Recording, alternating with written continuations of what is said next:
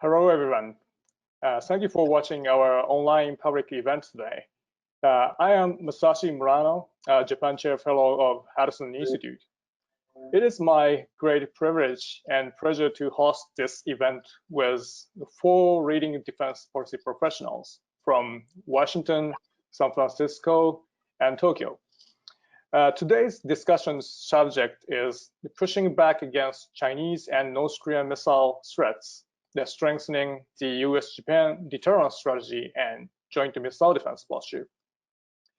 Now, so missile defense cooperation between both countries, Japan and United States, is the one of the most successful bilateral defense cooperation in the world. But last month, the June 2020, the Japanese government suddenly decided to suspend the Aegis Ashore deployment plan. In response, they are planning to review Japan's national security strategy this summer through fall. In this context, Prime Minister Abe has also mentioned to consider implementing long-range strike capabilities as a component of Japan's defense posture, which Japanese Self-Defense Force, or SDF, has never done before. In general, it is a positive thing that Japan expands its role in national and regional, even global security. However, at the same time, pursuing overly ambitious objectives with limited defense resources may lead to capabilities acquired that are not as effective and do not meet the strategic needs for US-Japan alliance.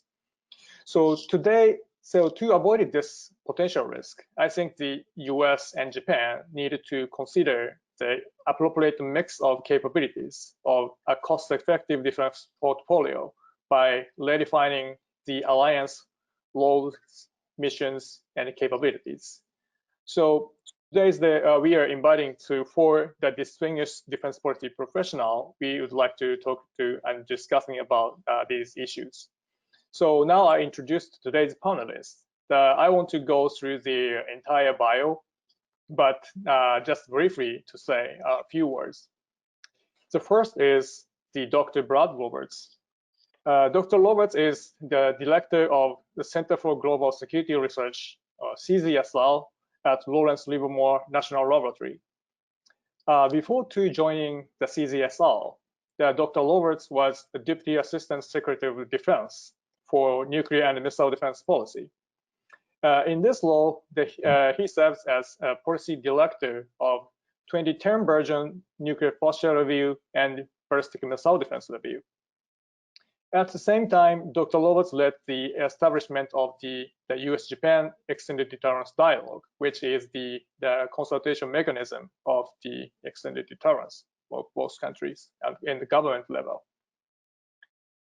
Next will be Dr. Tom Calaco. Dr. Calaco is a senior fellow with the International Security Program and the director of Missile Defense Project at the CSIS. He is a leading policy professional with the extensive research products in the US missile defense policy, as well as regional allies missile defense policy, including Japan. The third is Ms. Rebecca Heinrichs. Ms. Heinrichs is the senior fellow at the Hudson Institute, where she specialized in the nuclear deterrence and the missile defense. And she frequently appears on the several media, leading with the foreign and defense affairs. Prior to joining Hudson Institute, she has served as the advisor in the House Armed Services Committee, which is focused on the matter related on the strategic force. At last, we are very lucky to invite Mr. Nobushige Takamizawa from Tokyo. Takamizawa-san served as ambassador of Japan to Conference on Disarmament in Geneva until last January. But Takamizawa-san was originally from the Ministry of Defense of Japan and had served several positions, including as Director General of Bureaus of Operational Policies, and Defense Policy. After that, he also works at the Cabinet Secretariat as Assistant Chief Cabinet Secretary and Deputy Secretary General of National Security Secretariat. So we have a lot to cover today, so we really should get started. And before discussing specific topics, I would like to ask each of panelists to give an overview of the current status of US-Japan deterrence strategy and the challenging we faced in 10 minutes or less. Includes that some latest decision of the cancellation of the Aegis Ashore. So I think I will start with Brad to tell us about this issue. Brad, would you mind to sharing your opinion first? I'm happy to do so. Thank you so much for the opportunity to join in the discussion today with all of you. This is timely and important, and a credit to you and the Hudson Institute for creating this conversation. I wanted to address in my 10 minutes 3 of the specific topics you raised with us in framing this discussion. The first is your question about whether we, the United States and Japan, have a common strategic objective and approach. Do we have a common theory of victory, you asked me separately. Well, first of all, this begs the question, what is a theory of victory? We know we have a strategy as an alliance to strengthen deterrence and adapt it to the emerging challenges in the region. But a strategy in formal military parlance is a connection of ends, ways, and means. And it's not a theory of victory. A theory of victory is the idea that binds those things together. It's the how and the why. It's the why of if we do this, we'll get that. Our adversaries have theories of victory. They believe that in an extreme circumstance, they can create a military fait accompli, which we would find it very difficult and costly to reverse. But if we were to attempt to do so, they then believe they have the means to coerce and threaten us and to make it unworth the price we might pay to reverse their aggression. And they believe that they have the upper hand in an escalating war because their interests are more vital. Their stake in the conflict is more vital than ours. And do we have a countering theory of victory? Yes, we do. It's that we want to strip away their confidence in that conclusion. We want to strip away their confidence that they can create a fait accompli quickly. And we want to strip away their confidence that if they escalate, we will back down and that the costs and risks to them will be unbearable. We have set out these ideas as allies comprehensively and repeatedly over 20 or 30 years as we've watched the North Korean problem take shape and as we've watched China's military modernization. This theory of victory requires a deterrence toolkit that has both offense and defense in it. And I think that's the critical first point on your question about do we have common objectives and a theory of victory. The second question to me was about how and to the panel is how much is enough? How much missile defense is enough? We could pursue defense dominance if we wanted to, meaning to completely rely on defense with no offense or very limited offense.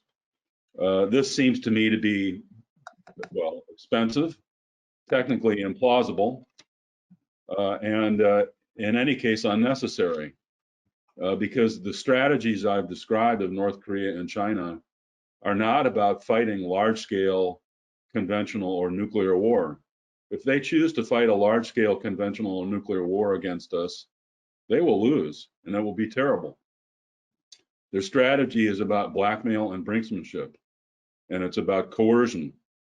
And if they were to conduct strikes on the Japanese homeland or the US homeland, they would be doing so with an attempt to make good on their blackmail threat with a warning, if you don't stop now, there's more to come. The role of missile defense is to strip away the credibility of that threat. The role of missile defense is not to protect the American homeland or the Japanese homeland from the thousands of missiles that might exist in the arsenals of our adversaries. For that problem, the threat of retaliation is very credible. So there's a limited role for missile defense of the American homeland and of the Japanese homeland, and not a need for defense dominance. Lastly, you put a question to us about what forms of consultation are necessary to strengthen deterrence at this time. Well, as you kindly noted, the US-Japan alliance took some steps forward in this regard a decade ago with the establishment of the extended deterrence dialogue. And I often say, and it often surprises people, that I think the government of Japan is today the most deterrence fluent government of any I interact with, including my own. It seems to me the Japanese government has made excellent use of the extended deterrence dialogue and associated activities to develop a leadership cadre that understands these issues and is very effectively engaged in them. But it's also the case that in Japan, as in South Korea, as to an extent in Australia, there's a desire for something more. And there's a desire for NATO-like consultations. Now, I've been engaged in this discussion for a dozen years. I think there's a great deal of confusion about what NATO-like actually means. One of the most important forms of nuclear consultation at NATO is in the nuclear planning group. But this is just a name for the meeting when the defense ministers come together. Our defense ministers already meet. The US-Japanese defense ministers already meet together. So there are parts of the NATO model that we don't need to recreate. The part that does seem to be missing from my perspective in the US-Japan relationship in comparison to the US-NATO relationship is the wartime consultative mechanism for nuclear deterrence. If there were an escalating crisis in Europe, the United States and its allies have an agreed process to consult over the possible employment of nuclear weapons and the strategic dimension of conflict. And this is necessary and appropriate because US allies in Europe worry that the President of the United States might not employ nuclear weapons on their behalf when he needs to, or might employ nuclear weapons at a moment or in a way that they would prefer he not. And this consultative process took shape in the 1960s after 7 or 8 years of debate. And it's natural and appropriate that US allies in East Asia would want to know where that table is when the President of the United States is making a decision about the employment of nuclear weapons in their defense in an extreme circumstance when the vital interests of Japan or South Korea are at risk because of aggression by North Korea or China. It's appropriate and necessary that those allies have a seat at the table when the President is deciding.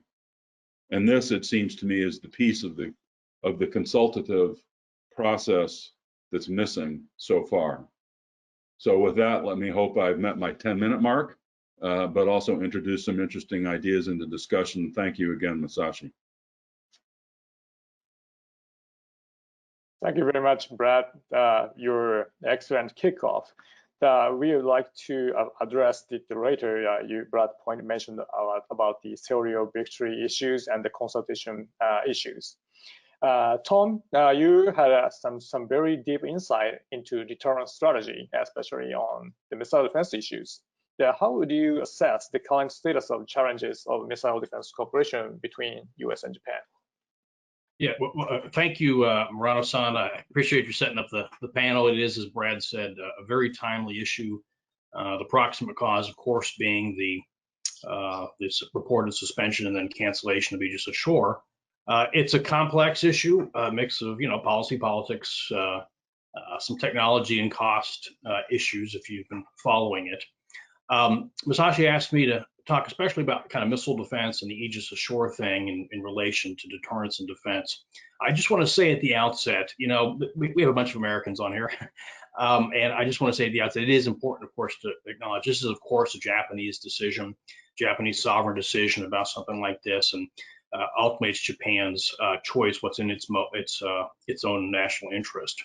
I just want to also say at the beginning that there's no more important relationship in terms of missile defense cooperation, and frankly, in terms of more than that between the United States and Japan. Yes, we've got some very good and important things with NATO and Israel, but in as much as our focus is and needs to remain China, there's no more important relationship than this.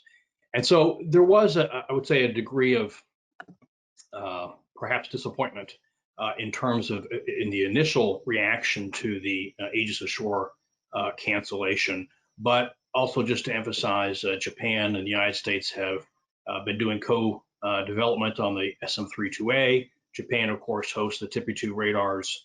Japan operates their own Aegis ships as well as Patriot and the JADGE network. And so there's a lot of other activities going on just in terms of the missile defense side. Let me kind of take a look at kind of what I think the decision means, and then talk a little bit about some policy and programmatic options. And again, with that degree of deference, as an American speaking about a Japan defense issue, talk about the options, especially in terms of how they would present themselves to the United States as well as to others. Since the announcement by Defense Minister Kono on I think it was the 18th, and then the NSC kind of confirmed the cancellation on the 24th. There's been a little bit of speculation about what exactly is the character of that cancellation. How hard is that? I'm giving them the benefit of the doubt that it does seem that they have indeed canceled the Aegis Ashore sites in the form that they were previously intended. Having said that, it also sounds like they're going ahead with the purchase of the 2 radars, which were, of course, about half the cost of that system. Maybe they'll go ashore. Maybe they'll go on Japan's Aegis ships afloat. That's one of many questions that Japan has to look at as they reassess the overall purposes and goals of active missile defense relative to other things, including some of the things Brad was talking to, counterattack and perhaps anti-ship capability. I also want to kind of suggest that this, although it may have seemed like a disappointment early on, that it really ought to be seen as an opportunity to reassess together the goals of what is admittedly a limited or finite missile defense program, to reassess that, but also the structure of the program on the programmatic side. And so, whereas the Aegis Ashore sites in Japan were kind of like the sites in Europe, principally focused on the BMD mission, the ballistic missile defense mission. That decision in 2017, it kind of dated back, I think it was to at least 2013. Brad can correct me on the dates of when those discussions started. But the world was, in some respects, rosier in 2013 than it is today. And so I think it represents an opportunity to step back and see whether the whole approach to missile defense with Japan, but also, frankly, to places like Guam and other U.S. assets in the Pacific, might not be pursued in a little bit different manner than we have been in the past. So Japan had originally made its decision in December 2017. I think I wrote a paper on this in maybe the summer of 2018. And I laid out 4 ways in which Japan's, which is to say any country's approach to Aegis Ashore, could be tweaked and modified relative to the approach in, say, Romania and Poland. And the first, of course, is missions. That doesn't need to be limited to ballistic missile defense, but rather air defense or integrated air and missile defense more broadly. The second is better radars. You already saw Japan pursuing a kind of a next generation radar relative to the Spy-1. The third being a diversity of interceptors. Doesn't just have to be the exoatmospheric BMD things, but the Aegis combat system, which is, after all, the foundation of all this, is flexible and has the ability to fire many, many wonderful effectors from the Mark 41 tubes that support it. But then finally, I think most interestingly is the principle that it doesn't even need to look like the Aegis, deck house in a cornfield, as it were, that you see in Romania. That the principle of element distribution, and in principle, dividing things up, separating them out. You don't need to put necessarily your Mark 41s in concrete, where they're, of course, more visible to China. There's a lot of different concept of operations abilities that, it would be very interesting for Japan, for the United States, for the defense of Guam and other places to think about. Fundamentally, when you're talking about China as opposed to Iran or North Korea, it's not a limited problem. You may have limited goals in terms of your active defense, but there's a whole lot of goodness in terms of complicating the surveillance and targeting job of the other side, to impose costs on them through deception and other means, so that they don't know necessarily where to target. And in so doing, you complicate their theory of victory that Brad was talking about earlier. The prospect of element distribution of something like the Aegis combat system, that I think presents a great deal of interest and possibility. And I was very pleased to see General Nakatani talk about that. I think it was in the Japan Times the other day. There's no reason he has to look like what was pursued in the past. So again, this is not just about Japan.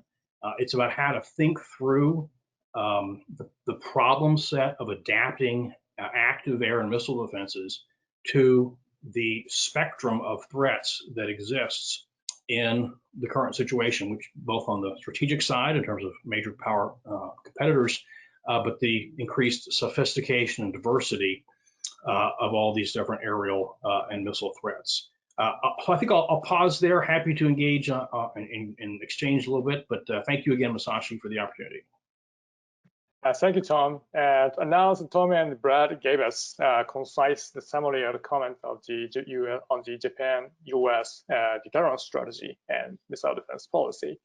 Rebecca, how do you assess it, in particular now the deliberating process on the National Defense Authorization Act in Congress has begun, and what perspective does the U.S. side place on the future deterrence force design over all these issues? Thank you so much, Masashi, and just want to echo the thanks that have already been given from my colleagues, not only for you putting on this panel, but for the work that you have done. Wonderful work at Hudson Institute. You've been a wonderful colleague, and if I can, I want to commend, every once in a while there's an essay that is written that I think is particularly instructive and very helpful for the debate, for policymakers and in the think tank community. And Masashi authored a piece that was published on December 18th, 2019, that is on the Hudson Institute website, entitled "The Japan-US Alliance in a Post-INF World, Building an Effective Deterrent in the Western Pacific." And I just want to commend that to those who have not read that, or those who have, to continue to turn to it, because I think it really frames the challenges before us, and it was a brave piece, I think, in putting forward some new ideas in very specific ways that are very helpful. So thank you, Masashi, again for that piece. And what I'll just add just a little bit to the conversation that I think have already been very ably put forward both by Brad and Tom, to say that, when we talk about how much the United States and how much Japan should commit to this particular to effort financially or in terms of resources, because that was the question that I wanted to address, and how much do we spend on defense, perhaps versus offense, or just to this particular mission. And I think it's useful before you get to real numbers to kind of step back to think about what it is that we're trying to do. What is the mission set that Brad, I think, laid out for us, and how does this play in our overall strategy? Just a real brief kind of backing up and taking a look at the timeline to how we got to this particular moment just over the last few years. It was in 2013 that this idea kind of was born more officially in the National Defense Program guidelines in Japan. But the threat that was being looked at was a threat from North Korea, of course. And if you go to that document, it lays out very nicely the North Korean ballistic missile threat. Not just the number of missiles, of course, that North Korea has, but the kind of missiles that North Korea is developing. The tempo of missile tests, of course, was very concerning, both to the United States and Japan. The range of the missiles could reach the U.S. homeland, but of course, they could reach Japan quite easily. And so the tempo of those missile tests, combined then with the nuclear tests coming from North Korea, and the willingness of the North Korean regime to be provocative, to make very provocative, aggressive threats, was really driving this desire to look very seriously at bolstering missile defense for Japan, and it was really because of that you had this relationship between the United States, even under the previous administration, that has continued onto the to the Trump administration from the Obama administration. And but the kinds of weapon systems, has different weapon systems, has been looked at by Japan. Originally, of course, you had Aegis at sea. You had this, what I have called the gold standard of U.S. ally cooperation in developing the SM-32A missile, with the Aegis cooperation between the United States and Japan, and then the threat began to, I would say that the Chinese threat has long been there for many, many years. It's just that we've gotten into a new chapter, I think, in history, in which countries, the United States, along with Australia, of course, Japan, have been speaking out more loudly, the UK more loudly, about some of the different things that the Chinese regime, the CCP, has been willing to do to threaten our shared interests. And so then we're looking at what China's doing militarily. China, of course, has the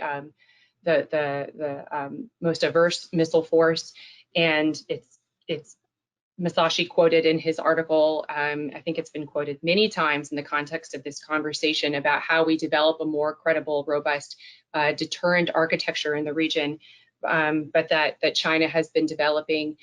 I think it's something like, I don't remember the exact quote, Masashi, maybe but that more than 90% of China's missile force have been in violation of the INF Treaty, had been party to the treaty.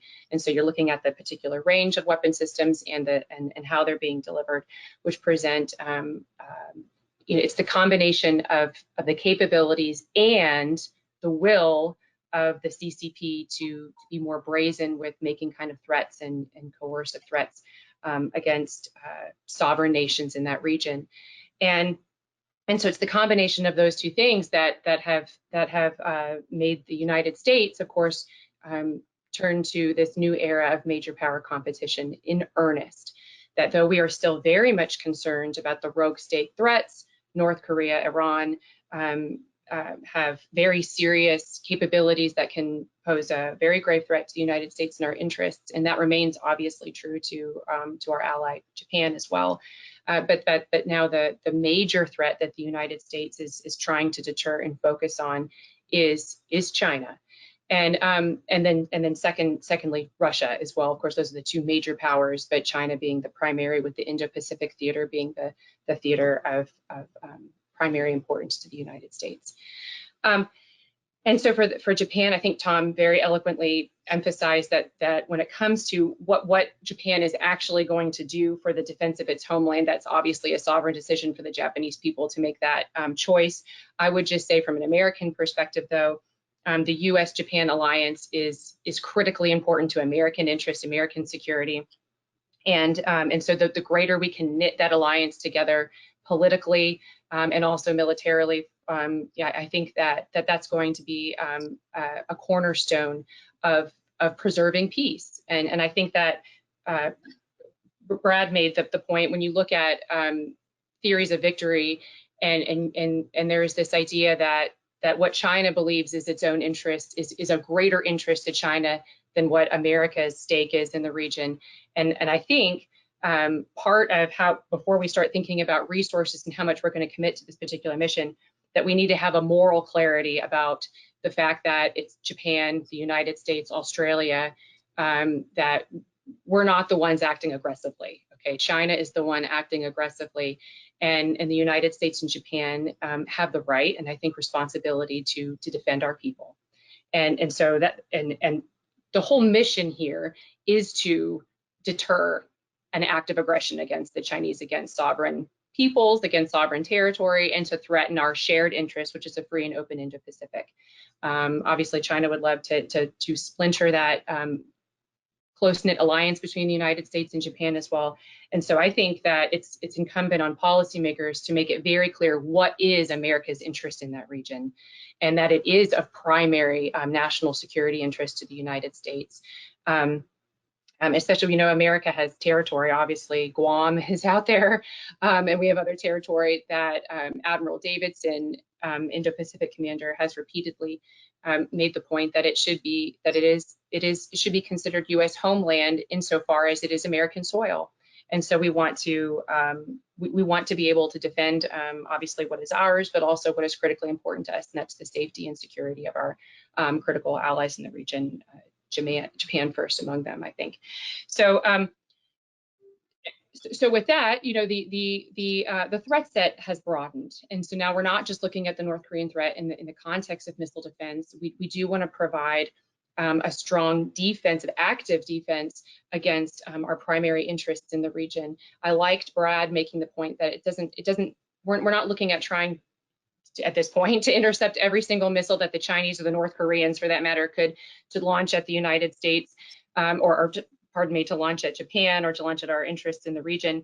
But we do want to provide a defense, a credible defense that can provide us and Japan with the ability to have offensive strike capabilities as well. And having a defensive capability increases the credibility of our deterrent. We're trying to create, it's deterrence by denial, trying to frustrate and make it very, very difficult for China to continue to escalate a situation or to try to get the United States and Japan, our allies, to back down, and in trying to propel and trying to push back China. So all of this, I think, should be understood as our efforts to dissuade an initial act of aggression and to demonstrate a will on the part of the United States and our allies to defend what is ours, and that we're not going to make it easy on China. So we're trying to frustrate and confuse and further complicate China's calculations as they consider a variety of things that we would find obviously unacceptable. And so that brings us to the problem or the challenge we have today, which is, then what do we do? What does Japan do? Again, Tom said, this is a decision that's ultimately going to be made by Japan, but of course the United States, as I just said, has a great stake in this decision, because it is the United States has interest in the region and wants to have a robust defense as well. I was a little bit concerned when I initially saw the announcement of the putting a pause on the Aegis Ashore sites, because I think that those were a very strong signal that Japan was very serious about homeland defense and was moving to the next level beyond Aegis at sea, and having the Patriot systems having a permanent missile defense architecture there would be a good move. But I'm happy to say that whenever I began asking around in the U.S. government and a variety of other stakeholders in the region, that nobody seemed to be rattled, and it really didn't seem to be any indication of a lack of commitment on the part of the Japanese government to have a robust missile defense system, or to be continuing to knit our efforts together to build a kind of deterrent initiative in the region, and that it was a pause or an opportunity to reassess and to make sure that the initiative meets the threat of today, protects the Japanese people, and alleviates some of the current concerns that they might have, and that there's an opportunity here to get it right. the Aegis weapon system has some inherent qualities that remain as critical now as they were a couple of years ago when this was first under consideration. That it's a modular and it's a software-driven radar with the SPY-7 radar, and as Tom said, that you can disperse launchers. You don't have to have everything seated together, and so you can configure the system for the particular context that we're talking with now, with major power competition with China. So since it's not just North Korea that we're speaking openly about anymore. And I would say, so given the importance of it, I mean, I think that there is this, it's a temptation, I think, possibly in Japan, definitely with the US Pentagon, to think that, missile defense is quite expensive relative to an offensive capability. However, this idea, I think it can sometimes default into this idea that just having a sufficient, overwhelming offensive capabilities, that offense can be defense, so that offense is defense. I would politely disagree and dissent with that. Defense is defense, offense is offense, and we certainly need both. But I do think that, now that there is a technical capability in terms of the technology has developed and matured to the point where Japan can provide a much greater robust homeland defense capability, technically speaking, that there is a moral responsibility, and I think to provide that defense of the Japanese people. And it's just a matter of yes, we should not be naive that cost is real, but relative to what you're getting out of that defensive capability, I certainly think that it is worth the investment, and that's something that the United States continues to grapple with for our own homeland defense perspective. But because it is homeland defense for Japan, I think that's how I would recommend it to being approached as something that's so significant that it certainly deserves significant investment.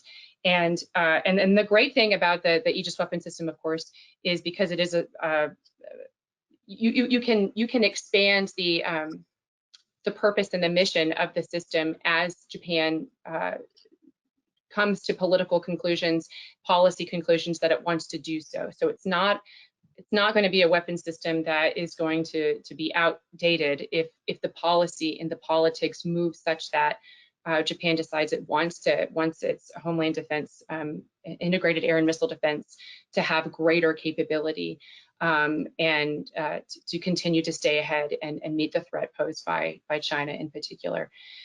So I think I'll leave it there. I've got more that I want to say, that I think that we should fully anticipate that obviously we're going to get some significant, we as an alliance will continue to get some significant pushback from the major powers as we evolve the system. But we've got a long history, the United States, in dealing with Russia on this particular issue with Eastern and Central Europe, that I think that we've learned a lot about how these major powers are going to protest, and how we shouldn't let their disagreements or their protests prevent the United States or weaken our will to do what I think is right, which is to provide a sufficient, credible defense against our people. But I'll leave it at that, and then I'll turn it over to you, Masashi. Thank you, Rebecca, your comprehensive comment. And so, Takamizawa-san, thank you for your patience. So, having been involved in defense cooperation between US and Japan for many years, what are the key points to consider when considering the current Japan's and United States deterrence issues?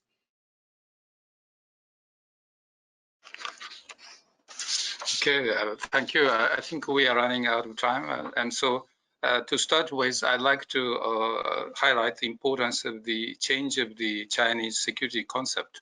I think China is expanding its own security concept in a broader sense. So in order to deal effectively with this kind of a change of concept, Japan and US and Australia and other countries have to have a much broader strategic concept. I think that that's the most important point when we think of the missile defense. And second point is that the alliance needs to be strengthened or transformed, but it's really important to think of how is increasingly important. So we know what to do, but how to implement what we know, what we should be doing. But we are not really good at implementing the measures to be taken. And third point is that, as already discussed, and transparency and cost effectiveness is really important. And extended deterrence dialogue has given us a great opportunity to exchange our opinion freely and understand each strategic background. And I think it has played a greater role in strengthening the alliance. But current challenge is particularly with the development of social media. We have to be transparent, and we have to explain why and so forth.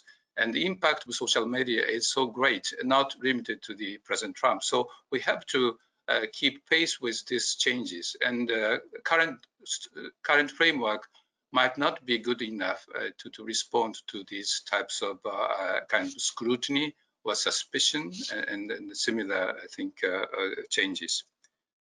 And one of the points that I have been very impressed with the UK's strategic global trends, and which focuses on the 4 types of wars, which includes multilateralism and network of actors and fragmentation and multipolarity. So probably we are heading for the network of actors. So we have to respect the opinions of the NGOs and public opinion and other organizations, including the major companies and GAFA and so forth. We have to keep pace with these changes, and which is very important to think of the missile defense. And I think with regard to the alliance, that we have a very good document to focus on. 2015 guidelines for Japan-US defense cooperation said that defense cooperation will emphasize seamless, robust, flexible, and effective bilateral responses, synergy across the 2 governments' national security policies, a whole of government alliance approach, cooperation with regional and other partners, as well as international organizations, and the global nature of the Japan-US alliance. I think it's really well written. But the question is, to what extent we have been successful in implementing these measures. So if this kind of mechanism had worked very well, the kind of all of a sudden decision or all of a sudden announcement shouldn't have happened. And so this is I think area we focus on. But a real challenge comes the speed and flexibility and balance among the different priorities and different settings. And US has a huge arsenal, and US has a lot of systems, but Japan has very limited systems with regard to missile defense, for example. So the decision needs to be very careful. And given the speed of changes in the world, one system cannot be effective for many years to come. Or if new development comes from outside of Japan or kind of adversary side and US side, that we have to coordinate. And it's really a challenging decision to take. And I hope that the current cycle will give us a lot of opportunities to work more broadly and to work more closely with regard to the real challenges. And we need to have really a common assessment, joint assessment of the situations. What system would be very effective? What kind of additional measures need to be solved? So this is the kind of thinking I have. And particularly within the Japanese media and public opinion, I have talked about the 6 points that we need to focus on. First is speed, severity, scrutiny, suspicion, and separation, and kind of self-esteem. And not a kind of nationalism, but the missile defense system should be kind of integrated, more interdependently, not just dependent on US system. So we have to avoid the impression that Japan is just supporting the US missile defense system for both, but we need to have something different from just the interdependent or just depending on the US system. And also we have to think of the changes of the role of nuclear weapons, role of deterrence and the conventional weapons and so forth. I think theory of victory is one of them, and we have to work out something new based on the existing frameworks. And with regard to the Japanese national strategy making, I think 2013 national security strategy, I think, is predicted for the coming 10 years. So at least that by 2023, Japan has to make a new national security strategy. And in 2013, I think Japan had a pretty strong opinion about China, and much more kind of straightforward than the US. But US, I think, made a national security strategy in 2017 and nuclear posture review in 2018. So this is a kind of change. And Japan has been quite active in this front. But I think there are some elements that we have seen as new developments or accelerated and visible and also coercive. So coronavirus has been impacting acceleration and the visibility. So which is not so bad for us, because it could give us a broader ground for cooperation. And finally, with regard to how to build a missile defense system, I think we have learned a lot of system ideas and spiral process and failures of the development or success of the development. So we have to integrate best of these technologies. And so we have to be flexible, and we have to listen to each other and compare notes and to move forward. But what is really important is that we are facing the missile defense challenges. And so we have to conduct daily operations, and we have to deal with the threats. And this is not just limited to the actual attack. Peacetime and gray zone type of warfare has been conducted, and information warfare in the influence operation is underway. So we have to be quick enough, I think, to deal with this. We cannot just focus on the systems, but rather how to integrate the existing framework, and we need to mobilize a broader front to deal with this kind of phenomena. But missile defense is really an important point, and missile defense has been quite effective in giving the Japanese people some confidence and Japanese political leaders to be active and to deal with the challenges. So this is very, very expensive, but it has been quite vast. But for the future, we have to be very, very effective. And so I think that's the final point. And 2013 National Security Strategy says that Japan take appropriate measures, and appropriate measures is really broad. And what is necessary is to define and to elaborate these appropriate measures, not thinking of something very new, but rather we have been already tasked to think of taking appropriate measures. So that's where we are now. That's what I would like to say at this time. Thank you, Murano-san. Get back to you. Thank you very much, Takamizawa-san. Very comprehensive comment from our, the Japan faced the challenges. So through the four excellent kickoff comments, I would like to address more specific, more deeper discussion for each questions. Maybe I see that we can share. We mean that the five speakers already shares that our strategic challenges, which means that, of course, that we have to address the two different potential adversaries or concern. One is the North Korea as near-term Korea and present danger, but at the same time we need to deal with China as a near or mid or long-term strategic competitors.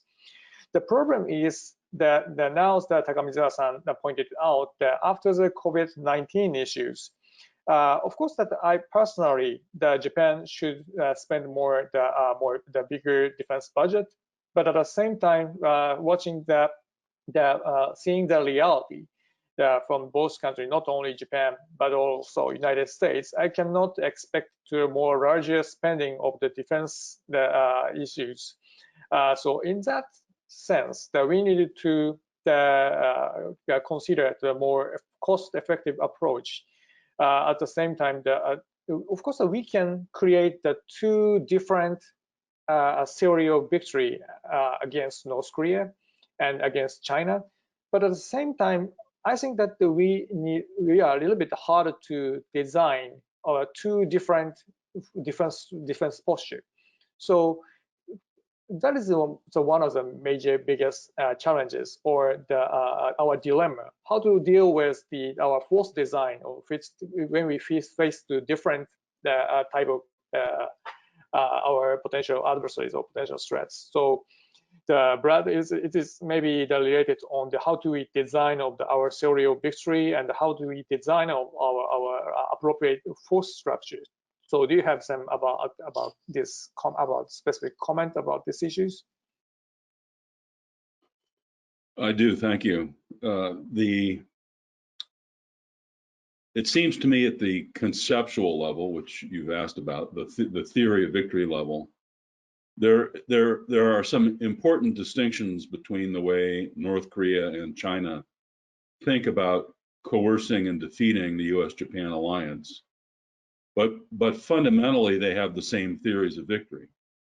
Fundamentally, they conceive of conflict with our alliance as being unwinnable in the long term because of our strengths as allies, but potentially winnable in the short term if they can coerce us effectively. And in my view, our corresponding theory of victory is, conceptually speaking, the same for North Korea or China or any country that would try to challenge the credibility of the US commitment to the defense of Japan. The posture is a different question. We've pursued a posture as allies that's been tailored for the North Korean problem, but essentially hedging against the China problem. And now we're trying to design a posture that does a little more of both, meaning that it's effective for the deterrence and defeat of North Korea if conflict happens. It's also effective for deterrence and defeat of China if conflict happens. And the really central question for the United States is not about the Japanese missile defense architecture. It's about the US homeland defense architecture. We have said historically that homeland missile defense is aimed at countries like North Korea and Iran, who may believe that with very limited strikes, we, the United States, would back down from defending an ally who's under attack. That's different from the case we've made for missile defense vis-a-vis China and Russia. We've said that China and Russia both have large-scale forces whose employment against us can be deterred by our threat of a large-scale response. So we have not seen a role for missile defense against China in our homeland defense posture. Now, we, the United States, are having a rising discussion of whether that's still so. But it seems to me that from the perspective of Japan's self-defense capacity, there needs to be more. Even as Japan pursues the development of strike capabilities of some kind, offensive strike capabilities, the capacity for defense needs to become more substantial. That's because China is capable of so much more than North Korea in the way of missile attacks on Japan. But I want to underscore my earlier point. I don't think Japan needs to pursue defense dominance, meaning full protection against all missiles, because that's both not within our reach financially or technologically, but it's also not necessary, because for deterring large-scale strikes, the American threat of retaliation is credible. Thank you. Thank you, Brett. Do you have, Sam, any additional comment? Yeah, let's freely jump into this conversation.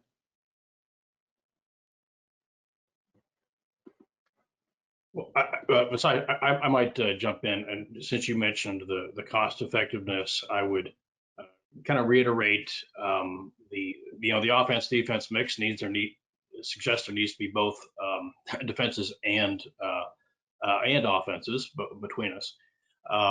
But I would also underscore the fact that Japan has been doing things like getting F-35s, getting the JASSM, and there's the prospect for a lot more. And so I think that as Japan does this reassessment of its overall strategy, deterrence and defense strategy, that hopefully the conversation will include a hard look at some other, call them counterattack capabilities.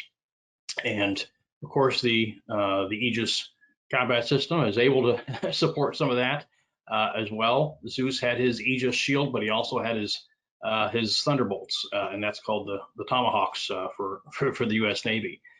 So there's a lot of possibilities there. Anti-ship missiles are certainly part of the conversation, and you can put a lot of that stuff on land. And I'll just say something else, just to be a little bit provocative. In the past couple years, there have been a couple arms control arrangements that have gone away for good reason.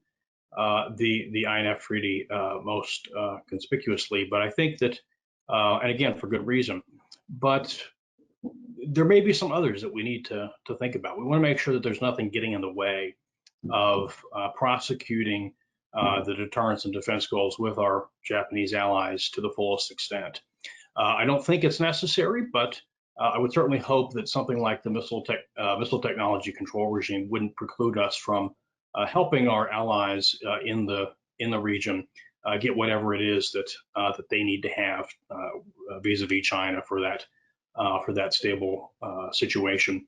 And the philosopher of tidying up, Marie Kondo, likes to say that, if something no longer brings you joy, thank it for its service and send it on its way.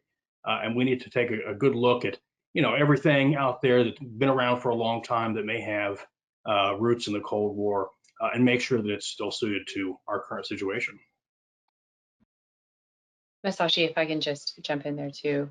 I would say that I think that though the United States' primary reason for withdrawing from the INF Treaty was because Russia was in violation of that treaty for many years, and NATO came out with a strong statement agreeing with that assessment and agreeing with the United States' decision to withdraw from the INF Treaty. And that is the primary official reason that the United States did withdraw from that treaty, was because of Russia's violations. In the United States during the Obama administration and the Trump administration tried to convince the Russians to come into accordance with that treaty. They did not. Having said that, the Trump administration's decision to withdraw from that treaty, I think, might be one of the most significant decisions of this administration as it relates to great power competition, major power competition, and deterring China, because that does free us up to look at what we need to do to, Tom mentioned the Tomahawk missile, and getting that potentially based on the territory of our allies, again, with the primary objective being to deter. This is to bolster deterrence. The United States and Japan are obviously not the ones that are in the position of creating trouble. You have some in the arms control community here in the United States concerned that some of these efforts on the part of the United States to begin these conversations or to start talking about it in some way that this is creating an arms race, so-called, but as was already mentioned, China has been very, very busy building not just a massive missile arsenal but a very sophisticated one, a very capable, able one, and with the express, with the intent to have the strategic advantage over the United States in a variety of military domains. And so it's incumbent upon, I think, the United States and our allies to get back in the game of now competing with this major power that's clearly posing a threat to our interests. And then I would also just say too, on the North Korea issue, it does concern me, as the Trump administration has continued to try diplomacy and negotiations with the North Korean regime to have complete and verifiable dismantlement of the nuclear missile program. That has not happened. Every single component of the nuclear missile program is there today as was before, and open source, reporting has indicated that program has in fact advanced since these diplomatic summits between the two countries. And even though North Korea has not resumed ICBM testing, of course, it has resumed some shorter range missile testing, and that's a clear, unacceptable problem for Japan.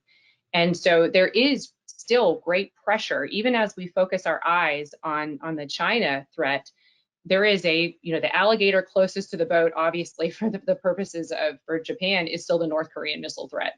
And so there is a strong sense of urgency, I think, to configure a missile defense architecture that provides a greater defense. And again, even though the United States, as a matter of policy, is focusing on China, because the alliance between the United States and Japan is so critical to how we are building a Pacific deterrence initiative, hopefully, is how we're approaching this problem in the Indo-Pacific theater, that what happens to Japan vis-a-vis North Korea is critically part of that. And so it's as much as we might want to say, oh, this is a rogue state threat and doesn't deserve our attention, reality is we can't totally get away from that, because it does have to do with the major power competition in which we are now engaged. Thank you, Rebecca. Takamiza-san, do you have any additional comment? Nothing?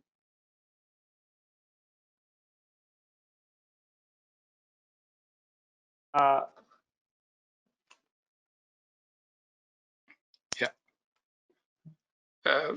think with regard to the points made, the many speakers, first that I really would like to emphasize that the threat is real. So Japan has to take a comprehensive approach to deal with this. But the question of system is another.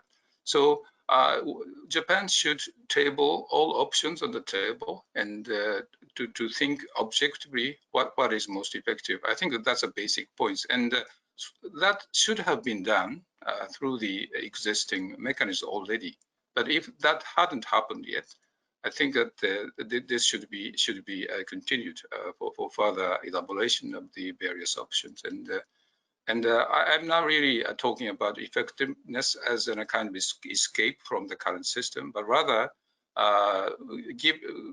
to think of the effectiveness in real terms is that Japan needs to kind of follow the various ideas within the US missile defense community, and which is not really easy to follow. So given the actual common understanding of the situation, then Japan can understand what is the most important point that what Japan can do. So this is a kind of ideal, I think, relationship between the US and Japan, and which cannot be just done between the defense authorities or the policy experts. So I think that should be broadened in a timely manner. And also exchange of people, I think should be important to promote for that such a direction, including the industries, institutions, and the military people, and also academia and so forth. So I think that in that area we need to make further efforts on this. To have a good result on this issue. And also the policy review should include a much comprehensive one. So there should be two different separate circles. Firstly, the focusing on missile defense, but at the same time, Japan needs to focus on much broader, I think, element, just to include the many elements that for future strategy making. So Murano-san, I'm not sure if I am answering to your points here. Yeah, it's thank you very much, Takamichi-san, and all the panelists. So now, next to that, I would like to address the more China-specific topic. So now, Tom mentioned of the initial comments. China has not only the ballistic missiles, but also cruise missiles, and now developing hypersonic glider weapons. So what should we expect from US-Japanese missile defense capabilities to counter these threats? As Brad mentions, one of the typical example of the US homeland missile defense, GBIs, would not be the practical intercept the Chinese missiles attack completely. But so it is so at the same time, it is possible to negate the China's dangerous confidence trying to change the status quo, or if the actual contingencies or the actual war fighting situation happens, is it possible to limiting damage from their missile strike?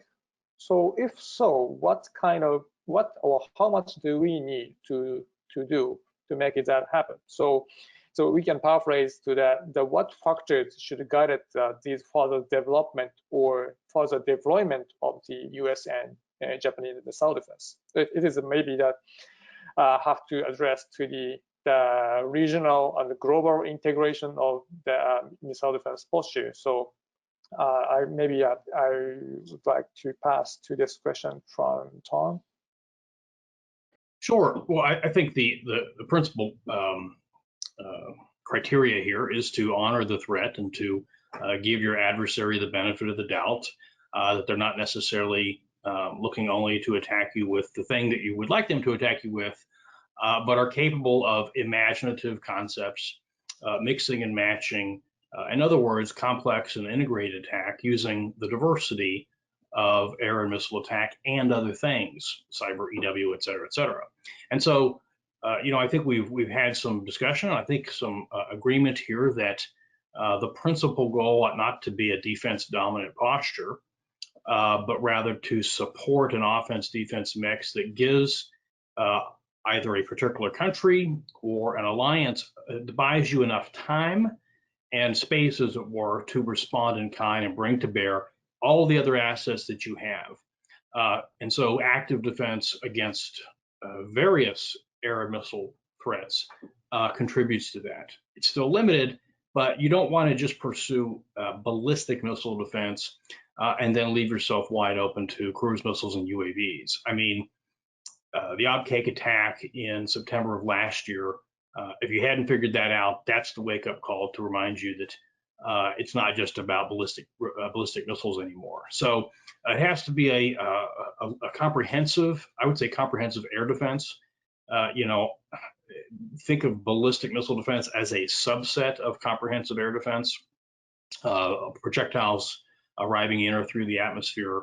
And so thinking about it in those terms, I think is fundamental. So it's come down to what is the quantity of active or passive defense that gives you enough time to bring to bear your other assets to contribute to your overall deterrence. Thank you. Brad, do you have any additional comment to Tom? I do, thank you. I think it's useful to distinguish in terms of the implications of developments in China's missile capabilities, to distinguish between the regional response and the U.S. homeland response. And Tom has put his finger, I think, exactly on the regional piece. That what we conceived as allies 15 years ago, 20 years ago, was a defense against ballistic missiles.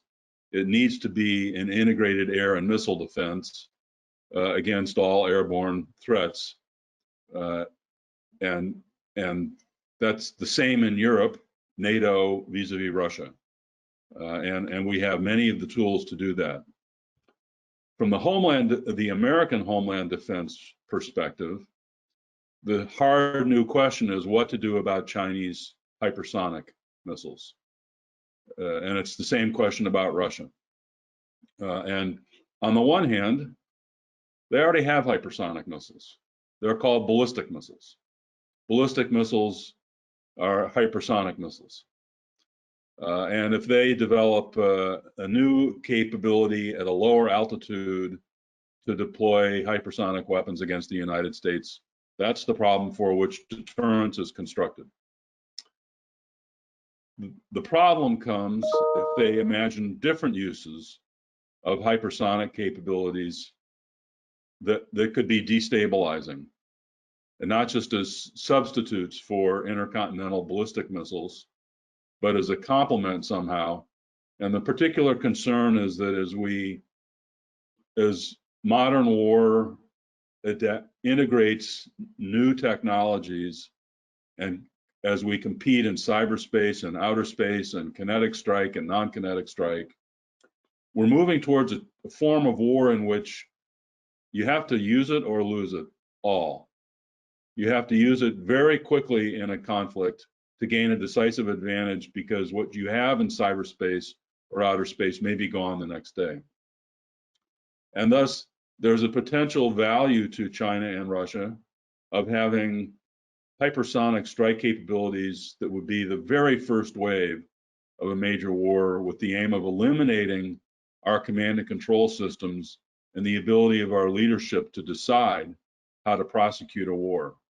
That's a very dangerous development.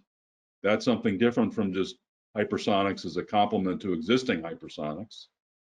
Now, the operational missile defense question is, so can missile defense help against that problem?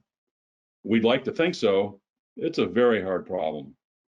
These are so-called depressed trajectory flight patterns. The vehicles move very quickly, obviously, and our ability to sense, compute, decide, and act in response with a defensive mechanism that would be sufficiently quick and precise, these are all very hard technical challenges. And I'm all for working them, but I'm not optimistic that we will come to a solution soon. And thus, I think we will have to accept vulnerability to hypersonic threats of a kind that makes us uncomfortable. Masashi, if I can jump in here real quick on that. I maybe am a little bit more optimistic than Brad, although I appreciate the challenge before us in this regard. But I think that what Brad is hitting on, and he's now kind of come back to this a couple times in this conversation, which is back to how American homeland missile defense is part of the issue here that we have to consider and grapple with, you know, and it does affect obviously the alliance as well, and our ability to provide credible assurances to Japan and to the alliances. And so I would just say that you know, I've been an active participant in many discussions in how the United States should be thinking about American homeland defense. You know, the missile defense review, the Trump missile defense review, did pay quite a bit of time talking about bringing in China and Russia, these major powers, in the context of missile defense. But it spilled the most ink in talking about the regional context. But it's sort of one of those things where if you read what it said on the homeland defense piece, it depends on what you want it to say. You can kind of read into what it did say and what it didn't say on the homeland defense part. The United States is still primarily relying on our nuclear deterrence, obviously, to deter those major powers, simply because of the reality of where we are technologically. But as a matter of policy, it did not rule out that if the United States did continue to develop these technologies, that as a matter of policy, that it wouldn't be a fruitful thing, a prudent thing for the United States to have a missile defense capability against, again, not a 100% missile defense capability. I think that's a straw man that critics of going down this route tend to throw up pretty quickly. I don't know anybody who's making that argument. Not a impenetrable missile defense system, but definitely a missile defense system that can provide a credible defense of the United States homeland against the hypersonic threat, these more sophisticated, challenging missile threats that the Chinese have been, and the Russians have been developing. And especially if you start thinking of things like directed energy and investing in that technology, that has some interesting applications possibly for the missile threat coming from China.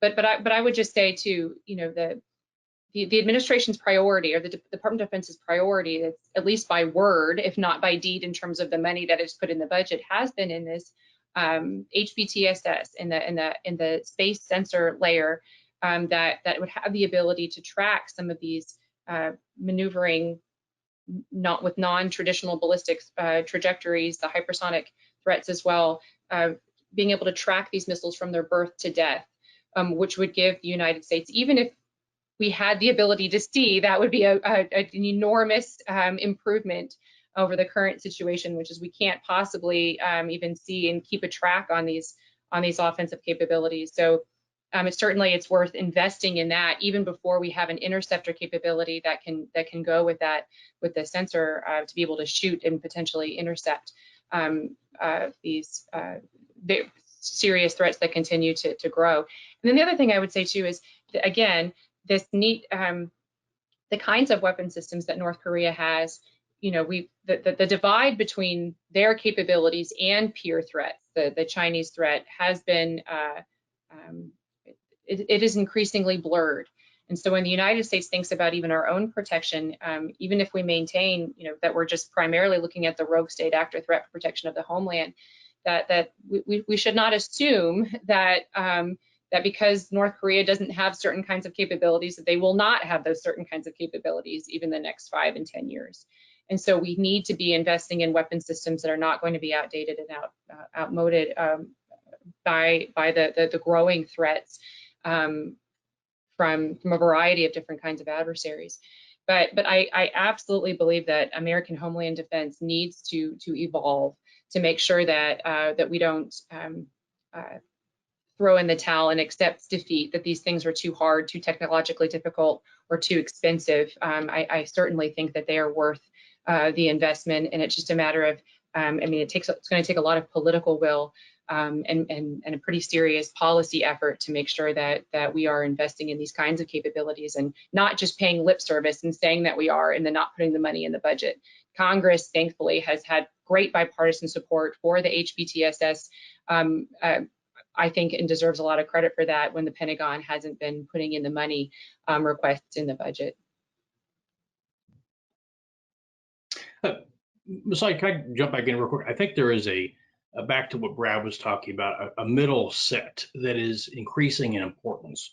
We sometimes think about regional missile defense and homeland missile defense, and I think the logic that Brad described in terms of you know, big strategic nuclear attack on the U.S. homeland versus stuff that is local, it's a good logic. But there is a middle set that I think has begun to emerge, and that is the prospect of non-nuclear strategic attack. I like to say North America is a region too, and whether it is some silver bullet hypersonic thingy, or whether it's an old-fashioned subsonic or supersonic cruise missile, the prospect, I think, back to Brad's theory of victory, what I worry about is an adversary that calculates they can get the U.S. to back down, forget the ballistic nuclear attack, but frankly through a robust non-nuclear strategic attack. The Nuclear Posture Review rightly flagged that, but I do worry that we don't have enough attention either on the passive defense side or on the active side. You know, the question of whether the U.S. nuclear deterrent would be brought to bear for a non-nuclear strategic attack on the homeland, that's a question that I hope the answer is right in the circumstances, but that's something that I think has begun to complicate the homeland regional discussion from the past. Thank you very much. Takamizawa-san, do you have some additional comment? Yeah, I think that the one of the important points that we have to focus on is that the emphasis on sensors. I think that regarding the ballistic missile or cruise missile or hypersonic, and I think that sensors are very well coordinated and strengthened sensor network I think will be the basis of many things. So do we have a really good comprehensive system to know the situation, what is happening, and so that is the most important, I think, area, and which can be applied to many other issues, many other cases. So the basis of the trust and cooperation among the network of the alliance. So that's the first point. And second point is that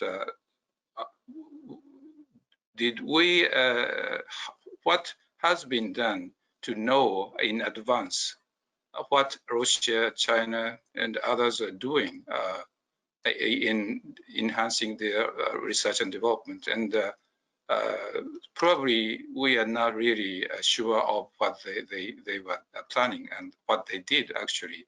And in case of South China Sea, that China introduced the territorial waters law in 1992. At that time, we were concerned about, but we really didn't know what they are planning and so forth. So I think a kind of joint assessment or very capable coordination among the like-minded countries to which area will be their real advantage or focus of their development and so forth. And we haven't been quite successful in predicting, understanding what they are doing. So sensors and the joint assessment and so forth. So these are at least very important and very cost-effective area that we can focus on jointly. Murano-san? Thank you very much. I just want to address these topics because which mean that now Takamizawa-san and Rebecca mentioned about the one is our upgrading, how we upgrade our sensor collaboration, not only the terrestrial basis sensor, but also now that Japan try to participate in the US small satellite constellation and network program. So now that it's related on the how do we track on our advanced threat. Now, Brad and Tom pointed out the how do we address the adversaries' advanced offensive capabilities. But at the same time, we needed to develop the advanced defense technology. So in that, so before that, we move to the closing comments. I would like to ask about this point: how do you expect to our advanced defense technology, such as includes space-based sensors or non-kinetic measures like a leftover launch or the directed energy and the boost phase interception? Maybe that at this point, I would like to pass to Rebecca and Tom. Sure, thank you. And well, I would just say that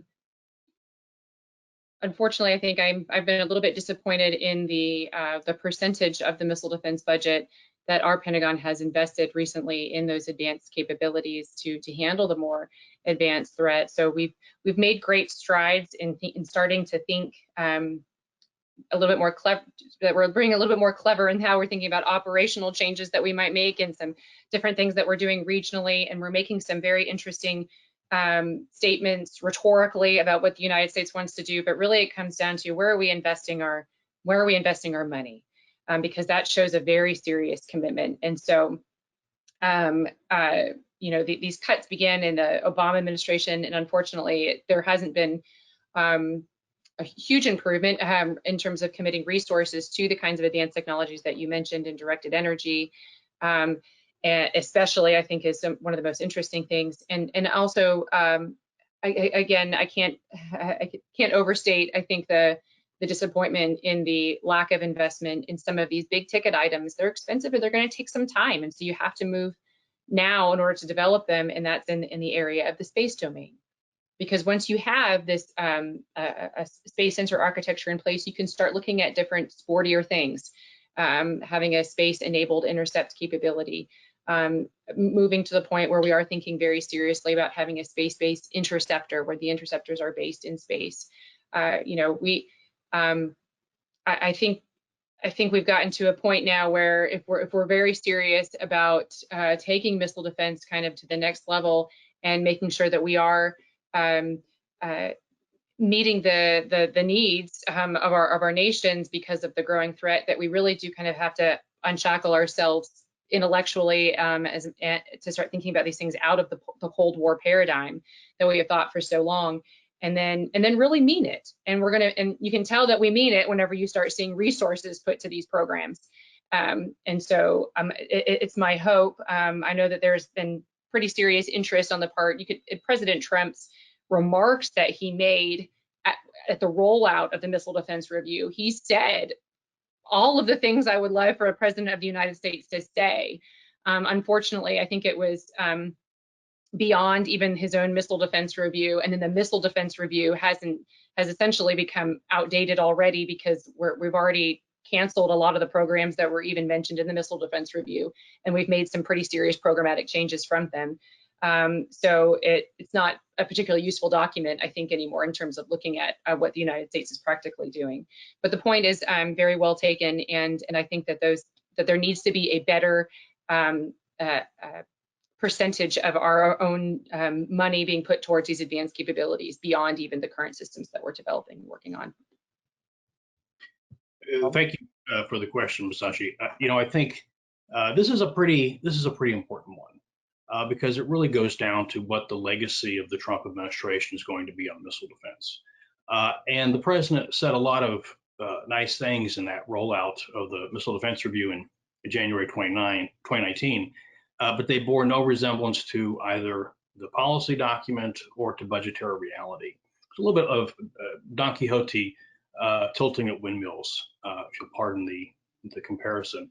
So, what's the legacy going to be?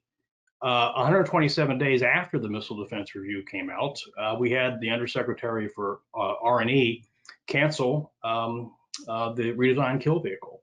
And so what you're kind of seeing is, first of all, the Missile Defense Review itself was a bit like Santa's wish list. Lots of things listed there that would be nice to have, but not the hard decisions about what programs to pursue, what programs to adapt. There weren't a lot of hard decisions there. I wrote something a couple months after the Missile Defense Review came out saying exactly why I thought it fell short, and principally because it did not adapt to the national defense strategy, to the reality of great power competition. And what we've seen is 4 years of kind of flailing about here, trying to pursue, talking about doing things, canceling them later. So there's been a lot of chaos on this. Here we are. The proximate cause for this was Japan's cancellation of Aegis Ashore, when the United States, in its missile defense efforts for the past several years, have canceled a lot more and shown even greater inconstancy. So fundamentally, it's a lack of leadership and clarity of vision from the undersecretary level on up about what it is exactly we want out of active missile defenses. What's the relationship between active missile defense and missile defeat, and how all that fits together with our deterrent goals. These are things that have not been solidified and clarified over the past several years, and there's a lot of work to do here to put the pieces together. Thank you very much. I'm afraid we are only 3 minutes left, so let's move on to talking about that. Let's move on to the closing of this workshop. So I would like to pass from the Takamiya-san, Rebecca, Tom, and Vlad. So could you give us some closing comment, very briefly? Thank you, Murano-san, and I am now quite confident that Japanese, I think, deliberation of the alternative would be very, very important. So I think we need to be transparent, and particularly in alliance relations, in our thinking. And also, we have to come up with a very concrete plan, and which can be understood and supported by the US and our national public opinion and the operators, I think. So thank you for giving me an opportunity to participate in the very interesting discussion. Thank you. Thank you, Masashi, again for this hosting this event. Thank you to my colleagues for participating in it as well. I always learn so much from all of you. And in closing, I would just want to reiterate the point that the threats are going to continue to grow, and it's in particular the missile threats and the variety and the kinds and the challenges coming from missile threats.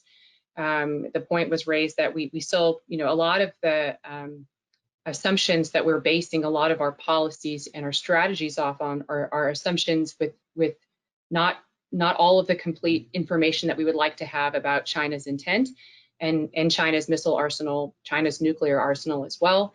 We didn't spend any time talking about this, but it is why the Trump administration is making a very strong push to try to bring China into an arms control conversation, because China's lack of transparency is breeding distrust.